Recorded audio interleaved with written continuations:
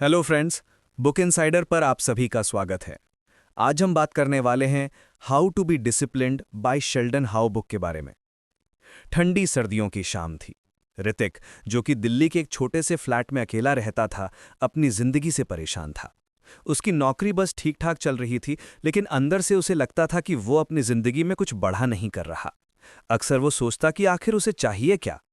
एक रात जब वो यूं ही बेड पर पड़ा मोबाइल स्क्रॉल कर रहा था, उसकी नज़र एक बुक रिव्यू पर पड़ी। किताब का नाम था हाउ टू बी डिसिप्लिन्ड और लेखक का नाम था शेल्डन हाउ। क्या फालतू टॉपिक है, उसने खुद से कहा, लेकिन अंदर कहीं उसे लगा कि शायद यही वो किताब है जिसकी उसे ज़रूरत है। उसने तुरंत किताब ऑनलाइन ऑर्डर कर दी।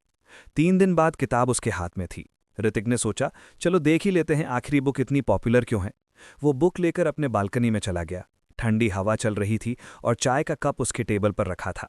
उसने बुक खोली और पहला चैप्टर पढ़ना शुरू किया। पहले चैप्टर का नाम था सेट क्लियर गोल्स। किताब पढ़ते ही ऋतिक को ऐसा लगा जैसे कोई उसे आईना दिखा रहा हो। उसमें लिखा था, स्पष्ट और प्राप्त करने योग्य लक्ष्य स्थापित करना अनुशासन का मूलभूत है।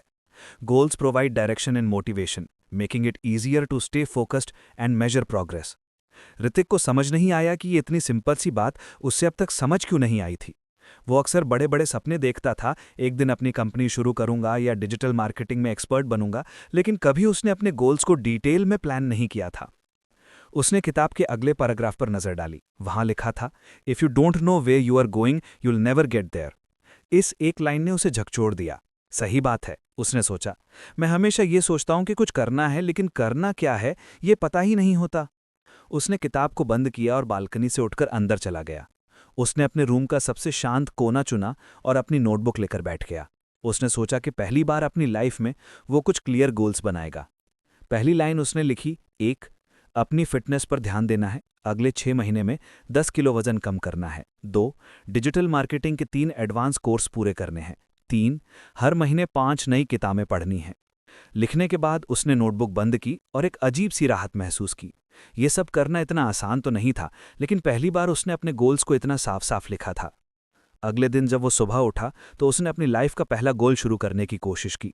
उसने अलार्म 6 बजे लगाया था, लेकिन जब अलार्म बजा तो उसने तुरंत स्नूज बटन दबा दिया। 5 मिनट और, उसने खुद से कहा। वो 5 मिनट कब 1 घंटे में बदल गए उसे पता भी नहीं चला। जब उसकी आंख खुली तो उसने दीवार घड़ी की ओर देखा। 7:30 बजे चुके थे।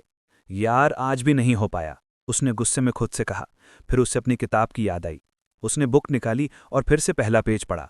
उसमें एक लाइन थी, failure is a part of the process, don't be discouraged by small setbacks, focus on getting back on track.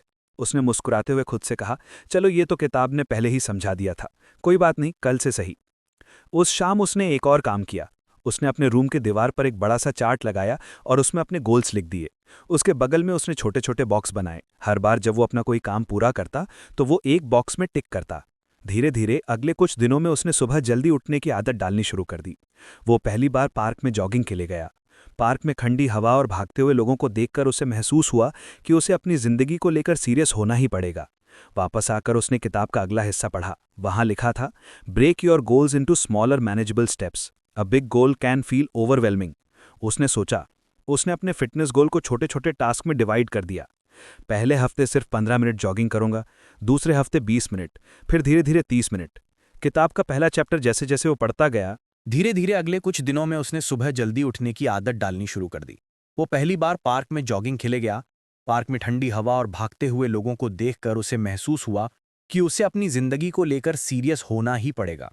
वापस आकर उसने किताब का अगला हिस्सा पढ़ा। वहां लिखा था, break your goals into smaller manageable steps, a big goal can feel overwhelming. उसने सोचा। उसने अपने फिटनेस गोल को छोटे छोटे टास्क में डिवाइड कर दिया। पहले हफ्ते सिर्फ 15 मिनट जॉगिंग करूंगा, दूसरे हफ्ते 20 मिनट्स, फिर धीरे धीरे 30 मिनट्स। किताब का पहला चैप्टर जैसे उसकी लाइफ का गाइड बन गया था। वो हर बार उससे पढ़ता और अपनी लाइफ में अप्लाई करने की कोशिश करता। लेकिन लाइफ इतनी आसान कहाँ होती है। एक दिन उसकी माँ का कॉल आया। उन्होंने कहा, तुमने पिछले 2 हफ्तों से फोन क्यों नहीं किया, हम यहाँ कितने पर। ऋतिक को अचानक एहसास हुआ कि वो अपने गोल्स में इतना खो गया था कि उसने अपने परिवार से बात करना ही बंद कर दिया था। उसने फौरन माँ को कॉल बैक किया और उनकी बात ध्यान से सुनी। उसने सोचा कि शायद सेट क्लियर गोल्स का मतलब सिर्फ करियर और फिटनेस नहीं, बल्कि अपने रिश्तों को भी बैलेंस करना है। उसने अपनी नोटबुक निकाली और एक और लाइन लिखी, 4, हर हफ्ते अपने पेरेंट्स को कॉल करना और उनके साथ टाइम बिताना। इस तरह ऋतिक की लाइफ धीरे धीरे बदलने लगी। वो हर रात सोने से पहले अपने दिन का रिव्यू करता। अगर उसने कोई टास्क मिस कर दिया होता तो वो उसे अगले दिन की लिस्ट में जोड़ लेता। किताब के पहले चैप्टर ने उसे समझा दिया था कि गोल्स सिर्फ लिखने के लिए नहीं होते, बल्कि उन्हें जीना होता है। उसने सीखा कि गोल्स की वजह से उसकी जिंदगी में एक दिशा आई थी। लेकिन कहानी यहाँ खत्म नहीं होती। ऋतिक को समझ आ गया था कि ये सिर्फ शुरुआत है। शेल्डन हाउ की किताब का पहला चैप्टर तो एक झलक मात्र थी। उसे बाकी के चैप्टर पढ़ने थे और उन पर काम। अगर आपको हमारी फ्री समरी अच्छी लगती है तो आप हमारे चैनल को सब्सक्राइब कर सकते हैं, हमारी मेंबरशिप खरीद सकते हैं या हमें यूपीआई के थ्रू सपोर्ट कर सकते हैं। अब समरी पर वापस चलते हैं। वो खुद से मुस्कुराकर बोला, अब देखो ये किताब मेरी जिंदगी कैसे बदलती है। ऋतिक ने अगले कुछ दिनों में अपने पहले गोल्स पर अच्छा खासा काम कर लिया था। उसे लगा कि अब उसकी लाइफ धीरे धीरे पटरी पर आ रही है। उसके दीवार वाले चार्ट पर कई बॉक्स टिक हो चुके थे और हर टिक उसे एक नई एनर्जी देता था। उसने सोचा कि अब वक्त आ गया है किताब का अगला चैप्टर पढ़ने का। रात के खाने के बाद वो अपने फ्लैट के छोटे से कोने में बैठा। सामने उसकी किताब रखी थी। उसने कपड़े की बुकमार्क हटाई और अगला पेज पलटा। दूसरा लेसन था, डेवलप अ रूटीन। पढ़ते ही उसे लगा कि ये तो वही चीज है जो हमेशा उसकी सबसे बड़ी कमजोरी रही है। उसकी लाइफ इतनी बेतरतीब थी कि कोई भी चीज कभी प्लान के हिसाब से नहीं होती। कभी वो रात को देर तक जागता, कभी सुबह लेट उठता। वीकेंड्स तो पूरी तरह से यूं ही निकल जाते थे। किताब में लिखा था, creating a consistent daily routine helps in building habits that reinforce discipline. A structured schedule minimizes distractions and promotes productivity by allocating specific times for tasks. Hrithik ने किताब के हर शब्द को ध्यान से पढ़ा। उसे एहसास हुआ कि अगर वो सच में अपनी लाइफ में डिसिप्लिन लाना चाहता है तो उसे एक स्ट्रिक्ट रूटीन अपनाना पड़ेगा। उसने खुद से कहा, रूटीन बनाने का मतलब ये नहीं कि लाइफ बोरिंग हो जाएगी। इसका मतलब है कि मैं अपने टाइम का सही इस्तेमाल करना सीखूंगा। उसने तुरंत अपनी नोटबुक उठाई और लिखा, मेरा परफेक्ट रूटीन। 1. सुबह 6 बजे उठना। 2. 6 से 7 बजे तक एक्सरसाइज। 3. 7:30 तक ब्रेकफास्ट। 4. 8 बजे से 12 बजे तक वर्क टाइम। 5. 1 घंटे का लंच ब्रेक। 6. 1 से 5 बजे तक फिर से काम। 7. शाम को 1 घंटा खुद के लिए, पढ़ाई, स्किल सीखने या रिफ्लेक्शन के लिए। 8. रात को 10 बजे तक सो जाना। रूटीन प्लान करना आसान था, लेकिन उसे फॉलो करना, वाह। ऋतिक को पता था कि यह सबसे मुश्किल पार्ट है। उसने सोचा, चलो कल से ट्राई करते हैं। एक स्ट्रिक्ट रूटीन अपनाना पड़ेगा। उसने खुद से कहा, रूटीन बनाने का मतलब ये नहीं कि लाइफ बोरिंग हो जाएगी। इसका मतलब है कि मैं अपने टाइम का सही इस्तेमाल करना सीखूं। उसने तुरंत अपनी नोटबुक उठाई और लिखा, मेरा परफेक्ट रूटीन। 1. सुबह 6 बजे उठना। 2. 6 से 7 बजे तक एक्सरसाइज। 3. 7:30 तक ब्रेकफास्ट। 4. 8 बजे से 12 बजे तक वर्क टाइम। 5. 1 घंटे का लंच ब्रेक। 6. 1 बजे से 5 बजे तक फिर से काम। 7. शाम को 1 घंटा खुद के लिए, पढ़ाई, स्किल्स सीखने या रिफ्लेक्शन के लिए। 8. रात को 10 बजे तक सो जाना। रूटीन प्लान करना आसान था, लेकिन उसे फॉलो करना, ऋतिक को पता था कि ये सबसे मुश्किल पार्ट है। उसने सोचा, चलो कल से ट्राई करते हैं। अगली सुबह जब उसका अलार्म 6 बजे बजा तो उसे पहले दिन जैसा ही एहसास हुआ।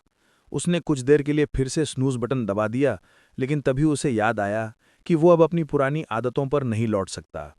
उसने झट से अलार्म बंद किया और बिस्तर से उठ खड़ा हुआ। उसने अपने फ़ोन में टाइमर लगाया और अपने रूटीन के हिसाब से एक्सरसाइज शुरू की। शुरुआत में उसके शरीर को उठने में बड़ी मुश्किल हुई। उसे हर मिनट ऐसा लगा जैसे वो फिर से वापस सो जाए। लेकिन उसने किताब के उस हिस्से को याद किया जहां लिखा था, habits hard to build initially, लेकिन consistency makes them easy over time. पहले कुछ दिन उसके लिए बहुत स्ट्रगल वाले थे। कभी कभी वो ब्रेकफास्ट के टाइम पर बैठा ये सोचता कि क्या रूटीन बनाना सही फैसला था। लेकिन जैसे जैसे दिन बीतने लगे वो रूटीन का मजा लेने लगा। रूटीन का सबसे अच्छा असर उसकी प्रोडक्टिविटी पर हुआ। अब जब वो अपने काम पर बैठता तो उसका पूरा फोकस काम पर होता। उसे पता था कि उसने पहले से ही हर काम के लिए एक टाइम स्लॉट अलॉट किया है, इसलिए उसे सब कुछ ठीक से करने का टाइम मिलेगा। एक दिन ऑफिस में उसके मैनेजर ने उससे कहा, ऋतिक, तुमने पिछले हफ्ते जितना काम किया है वो शायद ही किसी ने किया होगा। तुम ठीक तो हो? ऋतिक ने मुस्कुराते हुए कहा, सर बस कुछ डिसिप्लिन में आ रहा हूं। शाम को जब वो घर लौटा तो उसे एहसास हुआ कि रूटीन सिर्फ टाइम को मैनेज करने का तरीका नहीं है, ये लाइफ को बेहतर बनाने का जरिया भी है। उसने अपने खाली वक्त में नई किताबें पढ़नी शुरू की। वो हर दिन रात को सोने से पहले अपनी दिनचर्या का रिव्यू करता। लेकिन लाइफ इतनी सीधी नहीं थी। एक रविवार को उसके दोस्त राहुल का फ़ोन आया। भाई, आज मूवी देखने चल रहे हो? ऋतिक को कुछ कन्फ्यूजन हुआ। मूवी का मतलब था कि उसका शाम का पढ़ाई का टाइम मिस हो जाएगा। लेकिन फिर उसने सोचा, रूटीन का मतलब ये नहीं कि मैं अपनी लाइफ को एंजॉय करना छोड़ दूं। कभी कभी ब्रेक लेना भी ज़रूरी है। उसने खुद से एक नई बात सीखी। रूटीन का मतलब स्ट्रिक्ट रूल्स नहीं, बल्कि बैलेंस है। अगले कुछ दिनों में उसने अपने रूटीन को और फ्लेक्सिबल बनाया। उसने अपने शेड्यूल में फ्री टाइम के स्लॉट भी जोड़े। ये वो वक्त था जब वो कुछ भी कर सकता था। फैमिली से बात, दोस्तों के साथ घूमना या सिर्फ आराम। किताब में एक और इंटरेस्टिंग लाइन थी, a rigid routine can sometimes feel like a burden, allow some flexible to accommodate unexpected events. उसने महसूस किया कि रूटीन ने उसे एक बेहतर इंसान बना दिया है। उसकी लाइफ में अब एक स्ट्रक्चर था। पहले जहां वो हर काम लास्ट मिनट तक टालता था, अब वो समय पर अपने टास्क पूरे कर लेता था। लेकिन कहानी यहां खत्म नहीं होती। ऋतिक को एहसास हुआ कि रूटीन बनाने से उसका सफ़र शुरू हुआ है, लेकिन अभी उसे अपनी आदतों को और गहराई तक ले जाना है। किताब में अभी और लेसन्स बाकी थे। उसने खुद से वादा किया कि वो हर लेसन को पढ़ेगा, समझेगा और अपनी ज़िंदगी में उतारेगा। और इसी उम्मीद के साथ उसने अगले चैप्टर पर जाने के लिए किताब को धीरे से बंद कर दिया। कुछ हफ्ते बीत चुके थे और ऋतिक अपनी रूटीन को लेकर काफ़ी सहज महसूस करने लगा था। अब सुबह जल्दी उठना, वर्कआउट करना और दिन को प्रोडक्टिव तरीके से बिताना उसकी आदत में शामिल हो चुका था। लेकिन जिंदगी हमेशा सरल रास्ते पर नहीं चलती। एक दिन ऑफिस के बाद वो थक कर घर आया और उसने सोचा कि कुछ आराम किया जाए। उसने टीवी चालू किया और सीरियल देखते देखते अनजाने में 3 घंटे बर्बाद कर दिए। जब रात को उसने दीवार पर लगे अपने चार्ट को देखा तो वो शर्मिंदगी महसूस की। उसने खुद से कहा, यार इतना अच्छा चल रहा था सब कुछ, और आज फिर से वही पुरानी आदतों पर लौट आया। उसी रात उसने किताब निकाली और अगले चैप्टर पर पहुंच गया। तीसरे लेसन का नाम था एम्ब्रेस सेल्फ कंट्रोल। किताब की पहली लाइन ने ही उसे अंदर तक झंझोड़ दिया। उसमें लिखा था, सेल्फ कंट्रोल आवश्यक है ताकि प्रलोभन को दूर किया जा सके। Resisting short term pleasures in favour of long term goals is the foundation of disciplined living. Hrithik ने खुद से कहा, यही तो मेरी सबसे बड़ी प्रॉब्लम है। मैं हमेशा शॉर्ट टर्म प्लेजर के पीछे दौड़ता हूँ, भागता हूं, चाहे वो घंटों सोशल मीडिया स्क्रॉल करना हो या कुछ भी ऐसा करना जो मेरे बड़े गोल्स के खिलाफ है। किताब में एक और इंटरेस्टिंग बात लिखी थी, distractions are everywhere and they often disguise themselves as harmless breaks, but every small temptation adds up to derail your progress. Hrithik ने अगले ही दिन से अपने अंदर सेल्फ कंट्रोल लाने की ठान ली। उसने सबसे पहले अपने सबसे बड़े डिस्ट्रैक्शन की पहचान जान की, उसका मोबाइल। उसने अपने फोन से सारी अनावश्यक ऐप्स डिलीट कर दी और स्क्रीन टाइम लिमिट सेट कर दी। उसने तय किया कि वो दिन में सिर्फ एक बार सोशल मीडिया चेक करेगा, वो भी सिर्फ 15 मिनट के लिए। पहले दिन ये करना उसके लिए बहुत मुश्किल था। कई बार उसका मन हुआ कि वो फोन उठाकर, ये लाइन उसके लिए गाइड की तरह बन गई। उसने महसूस किया कि सेल्फ कंट्रोल लाने का मतलब ये नहीं है कि वो हर चीज से खुद को दूर कर ले। इसका मतलब ये है कि वो अपनी प्रायोरिटी को समझे और जो उसके गोल्स के खिलाफ है उसे ना कहना सीखे। कुछ दिन बाद एक और चुनौती उसके सामने आई। शनिवार की शाम उसके दोस्त उसे कॉल करके पार्टी के लिए बुला रहे थे। वो जानता था कि अगर वो गया तो पूरी रात पार्टी में निकल जाएगी और अगले दिन सुबह उठ के वर्कआउट करने का कोई चांस नहीं रहेगा। उसने खुद से सवाल किया, क्या मुझे जाना चाहिए या मुझे अपने लॉन्ग टर्म गोल्स पर फोकस करना चाहिए? किताब की एक और लाइन उसे याद आई, हर बार जब आप एक तमन्ना का विरोध करते हैं तो आप एक कदम और करीब आते हैं बनने के लिए जिस व्यक्ति को आप बनना चाहते हैं। ऋतिक ने आखिरकार पार्टी में न जाने का फैसला किया। उसने दोस्तों से माफी मांगी और उन्हें समझाया कि वो इस वक्त अपनी लाइफ पर काम कर रहा है। हालांकि ये करना उसके लिए आसान नहीं था। मन में कहीं उसे ये भी लगा कि शायद दोस्त उसे अब बोरिंग कहेंगे। लेकिन अगले दिन सुबह जब वो समय पर उठा और अपनी दिनचर्या फॉलो की तो उसे अपनी इस जीत पर गर्व महसूस हुआ। एक दिन जब वो शाम को किताब पढ़ रहा था, उसने उसमें लिखा देखा, discipline is choosing between what you want now and what you want most. उसने महसूस किया कि सेल्फ कंट्रोल सिर्फ बड़ी चीजों में नहीं बल्कि छोटी छोटी आदतों में भी जरूरी है। उसने ठान लिया कि वो अपनी लाइफ के हर छोटे पहलू में इसे लागू करेगा। उदाहरण के लिए, जब वो ऑफिस में लंच के बाद मीठा खाने की आदत बना चुका था, उसने उसे छोड़ने का फैसला किया। पहली बार जब उसने अपने फेवरेट गुलाब जामुन को देखा और खुद से कहा, नहीं, ये मेरे फिटनेस गोल के खिलाफ है, तो उसे महसूस हुआ कि सेल्फ कंट्रोल कितना मुश्किल लेकिन जरूरी है। किताब में आगे लिखा था, the key to mastering self control is to remind yourself of your bigger goals whenever a temptation arise. Hrithik ने इस सलाह को अपने दिमाग में फिट कर लिया। उसने हर उस चीज को अपने सामने रखना शुरू कर दिया जो उसे उसके बड़े गोल्स की याद दिलाए। उसकी नोटबुक, दीवार पर लगे चार्ट और उसकी खुद की journey, all this became his motivator. धीरे धीरे उसकी इच्छाओं पर काबू पाने की ताकत बढ़ने लगी। अब जब भी उसे कोई डिस्ट्रैक्शन दिखता, वो खुद से एक ही सवाल करता, क्या ये मुझे मेरे बड़े गोल्स के करीब ले जाएगा या दूर करेगा? कुछ हफ्तों बाद उसके ऑफिस में एक और चैलेंज आया। कंपनी ने एक नया प्रोजेक्ट दिया जिसमें उसे देर रात तक काम करना होता। पहले वो हमेशा ऐसे हालात में बहाने ढूंढता कि प्रोजेक्ट कैसे टाला जाए, लेकिन अब वो सेल्फ कंट्रोल के साथ अपने समय को मैनेज करना सीखा। उसने अपने रूटीन को कुछ बदला ताकि प्रोजेक्ट के साथ साथ उसकी बाकी आदतें भी बनी रहें। ऋतिक को एहसास हुआ कि सेल्फ कंट्रोल सिर्फ डिस्ट्रैक्शंस को इग्नोर करने के लिए नहीं, बल्कि मुश्किल परिस्थितियों में खुद को बेहतर तरीके से संभालने के लिए भी जरूरी है। किताब के इस लेसन ने उसकी लाइफ का एक और दरवाजा खोल दिया था। उसने महसूस किया कि जो लोग अपनी छोटी छोटी इच्छाओं को कंट्रोल करना सीख जाते हैं, वही बड़ी बड़ी चीजें अचीव कर पाते हैं। और इस तरह ऋतिक ने अपनी जर्नी को और आगे बढ़ाने का फैसला किया। ने खुद से कहा, अभी तो सिर्फ शुरुआत हुई है, ये किताब मुझे और कितना सिखाएगी, मैं इसका इंतजार नहीं कर सकता। अगली रात उसने किताब के अगले चैप्टर पर जाने के लिए उसे धीरे से बंद कर दिया। ऋतिक की जिंदगी धीरे धीरे बदल रही थी। रूटीन और सेल्फ कंट्रोल के लेसन्स को उसने अपनी लाइफ का हिस्सा बना लिया था। हर दिन उसके भीतर एक नई एनर्जी और मोटिवेशन होती, लेकिन फिर भी कुछ ऐसा था जो उसे खटक रहा था। कई बार जब वो काम करता तो उसका मन भटकने लगता। वो एक काम में लगा होता और तभी अचानक किसी पुराने पल की याद आ जाती या भविष्य की चिंता उसके दिमाग में घूमने लगती। कभी वो सोचता कि अगर प्लान्स काम नहीं किए तो क्या होगा, या कभी उसे लगता कि वो अपनी पुरानी गलतियों के बारे में सोचकर वक्त बर्बाद कर रहा है। एक दिन जब वो शाम को अपने फ्लैट की बैल्कनी में बैठा था तो उसने खुद से कहा, मैंने डिसिप्लिन और सेल्फ कंट्रोल पर तो काफी काम कर लिया है, लेकिन ये ध्यान क्यों भटकता रहता है? उसे लगा कि ये शायद अगला लेसन सीखने का सही वक्त है। उसने किताब निकाली और अगले चैप्टर पर पहुंचा। चौथे लेसन का नाम था प्रैक्टिस माइंडफुल। किताब में लिखा था, माइंडफुल मेंटेन करने से फोकस और एंजाइटी में मदद मिलती है। By being present in the moment, individuals can better manage their thoughts and emotions, leading to improve decision making and productivity. Hrithik ने इस लेसन को पढ़ना शुरू किया और उसे महसूस हुआ कि ये उसकी जिंदगी की सबसे बड़ी परेशानी का जवाब हो सकता है। उसने सोचा, मैं अक्सर या तो अतीत में जीता हूं या भविष्य की चिंता में खो जाता हूं, लेकिन शायद मैं अभी के पल को जीने में असफल हूं। किताब में एक और लाइन थी जिसने उसका ध्यान खींचा, the mind is like a monkey, always jumping from one thought to another. Mindful helps you tame this monkey and bring it to the present moment. Hrithik ने तुरंत इस लेसन को अपनी जिंदगी में लागू करने का फैसला किया। अगली सुबह जब उसने अपना वर्कआउट खत्म किया तो उसने एक नई प्रैक्टिस शुरू की। उसने इंटरनेट पर देखा कि माइंडफुलनेस मेडिटेशन कैसे किया जाता है। उसने अपनी बालकनी में एक शांत जगह चुनी, आंखें बंद की और गहरी सांसें लेने लगा। पहले कुछ मिनटों तक उसका दिमाग हर दिशा में भागता रहा, कभी ऑफिस के काम की चिंता, कभी किसी पुराने झगड़े की याद। लेकिन उसने खुद से कहा, जो भी ख्याल आए उन्हें आने दो, लेकिन मैं अपनी सांस पर फोकस करूंगा। धीरे धीरे उसने महसूस किया कि उसके विचार धीमे हो रहे हैं। जैसे जैसे वो गहरी सांस लेता गया, उसका मन शांत होता गया। पहली बार उसे ऐसा लगा कि वो अपने दिमाग को कंट्रोल कर पा रहा है।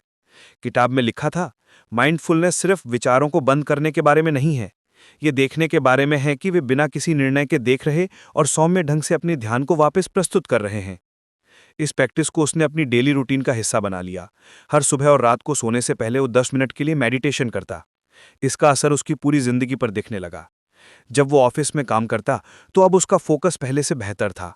अगर उसका ध्यान भटकता तो वो कुछ पल के लिए गहरी सांसें लेता और खुद को वापस काम पर फोकस करने के लिए तैयार करता।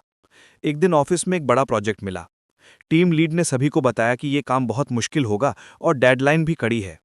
ऋतिक की टीम के लोग परेशान हो गए, लेकिन उसने खुद को शांत रखा। उसने अपने माइंडफुलनेस प्रैक्टिस का इस्तेमाल किया। जब बाकी लोग घबराहट में इधर उधर बातें कर रहे थे, ऋतिक ने चुपचाप एक प्लान बनाया।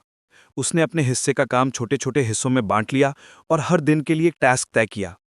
उसकी शांत और व्यवस्थित अप्रोच देखकर टीम लीड ने उसकी तारीफ की। उसने किताब की एक और लाइन याद की, माइंडफुल न केवल आपको दबाव के बीच शांत रहने में मदद करती है, बल्कि आपकी सोच को स्पष्ट करने और बेहतर निर्णय लेने में मदद करती है। माइंडफुल का असर उसके पर्सनल लाइफ पर भी हुआ। पहले जब वो दोस्तों के साथ होता था तो अक्सर उसका ध्यान कहीं और होता था, लेकिन अब वो हर बातचीत में पूरी तरह मौजूद रहता। उसे एहसास हुआ कि जब आप अपने करीबी लोगों को अपना 100% ध्यान देते हैं तो रिश्ते भी मजबूत होते हैं। एक दिन उसने अपनी माँ को फ़ोन किया। जब वो बात कर रही थीं तो उसने खुद से वादा किया कि वो उनका हर शब्द ध्यान से सुनेगा। पहले जहां वो फ़ोन पर सिर्फ हाँ ठीक है कहकर बात खत्म कर देता था, अब वो उनकी बातों पर प्रतिक्रिया देता और उनकी भावनाओं को समझने की कोशिश करता। माइंडफुल का सबसे बड़ा असर उसकी चिंता और तनाव पर हुआ। पहले वो छोटी छोटी बातों पर परेशान हो जाता था, लेकिन अब जब भी उसे तनाव महसूस होता, वो गहरी सांस लेकर खुद को याद दिलाता, मैं इस पल में हूं, अभी जो है वही सच है, बाकी सब मेरे दिमाग का खेल है। किताब में एक और लाइन थी जिसे उसने अपने वर्क स्पेस की दीवार पर लिखकर लगा दिया, the present moment is the only place where life truly exists, learn to live in it. धीरे धीरे माइंडफुल उसकी जिंदगी का हिस्सा बन गई। उसने महसूस किया कि इस एक प्रैक्टिस ने उसकी सोच, काम और रिश्तों में गहराई ला दी है। अब वो हर दिन को खुली आंखों और खुले दिल से जीता था। ऋतिक को समझ आ गया था कि माइंडफुल सिर्फ मेडिटेशन तक सीमित नहीं है। ये हर उस पल में मौजूद हो सकता है जब आप खाना खा रहे हों, काम कर रहे हों या किसी से बात कर रहे हों। एक शाम जब वो बालकनी में बैठा था तो उसने आसमान की तरफ देखा। सूरज ढल रहा था और बादल हल्के नारंगी रंग के हो गए थे। उसने उस पल को पूरी तरह महसूस किया। पहले वो इन छोटी छोटी चीज़ों को नज़रअंदाज कर देता था, लेकिन अब उसे एहसास हुआ कि यही पल जिंदगी को खूबसूरत बनाते हैं। किताब के इस लेसन ने उसकी सोच को बदल दिया था। उसने खुद से कहा, अगर मैं हर पल को ध्यान से जीना सीख जाऊं तो शायद जिंदगी की हर चुनौती आसान हो जाएगी। और इसी वादे के साथ उसने किताब को अगले चैप्टर के लिए बंद कर दिया। ऋतिक की लाइफ धीरे धीरे ट्रैक पर आ रही थी। माइंडफुल, सेल्फ कंट्रोल और रूटीन की मदद से वो पहले से कहीं ज्यादा कॉन्फिडेंट था। कई बार ऐसा हुआ कि वर्कआउट के लिए तैयार होते वक्त उसे बहाने सूझने लगे, लेकिन हर बार उसने खुद को याद दिलाया, कंसिस्टेंसी सबसे जरूरी है। अगर आज हार मान ली तो कल ये और मुश्किल हो जाएगा। धीरे धीरे उसने महसूस किया कि ये छोटे छोटे कदम उसे एक नई दिशा में ले जा रहे हैं। एक दिन ऑफिस में उसके मैनेजर ने उसे एक बड़ा प्रोजेक्ट दिया। ये वही तरह का प्रोजेक्ट था जिससे कुछ महीने पहले वो फेल हो चुका था, लेकिन इस बार उसके अंदर डर के बजाय आत्मविश्वास था। उसने खुद से कहा, इस बार मैं अपने प्लान को सिर्फ बनाऊंगा नहीं बल्कि उसे लगातार फॉलो भी करूंगा। रितिम ने काम की शुरुआत छोटे छोटे हिस्सों में बांटकर की। उसने अपनी टीम के साथ नियमित मीटिंग्स रखीं और हर किसी के काम का फीडबैक लिया। उसने खुद के लिए एक टाइम टेबल बनाया और हर टास्क को समय पर पूरा किया। जब भी उसका ध्यान भटकता या उसे थकान महसूस होती तो वो गहरी सांस लेकर खुद से कहता, बस एक और कदम, बस एक और कोशिश। धीरे धीरे उसका काम समय पर और बिना किसी बड़ी गलती के खत्म होने लगा। उसकी टीम के लोग भी उसकी कंसिस्टेंसी से प्रेरित थे। डेडलाइन के दिन प्रोजेक्ट पूरा हो गया और उसका मैनेजर उसकी मेहनत और लीडरशिप की तारीफ करते नहीं थका। ऋतिक को एहसास हुआ कि कंसिस्टेंसी का असर सिर्फ उसके काम तक सीमित नहीं था, ये उसके हर पहलू में झलकने लगा। उसने अपनी फिटनेस पर भी इसी तरह काम करना जारी रखा। पहले जहां वो सिर्फ कुछ दिनों तक एक्सरसाइज करता था और फिर छोड़ देता था, अब वो हर दिन 30 मिनट खुद को समर्पित करता। उसका शरीर और मन दोनों पहले से ज्यादा मजबूत और ऊर्जावान महसूस करने लगे। ऋतिक ने देखा कि कंसिस्टेंसी सिर्फ बड़ी बड़ी चीजों में नहीं बल्कि छोटी छोटी आदतों में भी असर डालती है। उसने ये भी तय किया कि हर रात सोने से पहले वो किताब पढ़ेगा, भले ही सिर्फ एक पन्ना क्यों ना हो। एक दिन जब वो अपने पुराने दोस्तों से मिलने गया तो उन्होंने कहा, तू बहुत बदल गया है ऋतिक। पहले तुझे हर छोटी बात पर चिंता होती थी और अब लगता है जैसे तुझे सब कुछ संभालना आता है। ऋतिक ने मुस्कुराते हुए कहा, यह बदलाव धीरे धीरे हुआ है। मैंने बस हर दिन छोटा सा कदम उठाया और कंसिस्टेंसी बनाए रखी। उसने अपने दोस्तों को किताब के लेसन्स के बारे में बताया। उसने कहा, कंसिस्टेंसी का मतलब है कि तुम हर दिन अपने आप से एक वादा निभाओ। ये जरूरी नहीं कि तुम हर दिन परफेक्ट रहो, बस जरूरी है कि तुम हर दिन कोशिश करते रहो। उस रात जब वो घर लौटा तो उसने किताब का आखिरी पन्ना पढ़ा। उसमें लिखा था, discipline is not the goal, it's the journey. Keep going and you will find that success become a habit, not a destination. Hrithik ने किताब को बंद किया। उसने महसूस किया कि उसकी जिंदगी अब बदल चुकी थी, लेकिन उसने ये भी समझा कि ये सफर कभी खत्म नहीं होगा। हर दिन एक नई चुनौती होगी, एक नई सीख होगी और एक नया मौका होगा खुद को बेहतर बनाने का। उसने किताब को अपनी टेबल पर रखा और खिड़की से बाहर देखा। चांद की रोशनी उसके कमरे को हल्का सा रोशन कर रही थी। उसने गहरी सांस ली और खुद से वादा किया कि वो सफर को कभी नहीं छोड़ेगा, क्योंकि अब उसे पता था कि असली खुशी किसी मंजिल तक पहुंचने में नहीं, बल्कि उस सफर को पूरी ईमानदारी और मेहनत से जीने में है। और यहीं से ऋतिक की कहानी खत्म नहीं हुई, ये तो बस एक नई शुरुआत थी। तो फ्रेंड्स, ये थी हमारी आज की बुक समरी। आपको कैसी लगी कमेंट करके जरूर बताएं और धन्यवाद आपका समरी एंड तक सुनने के लिए।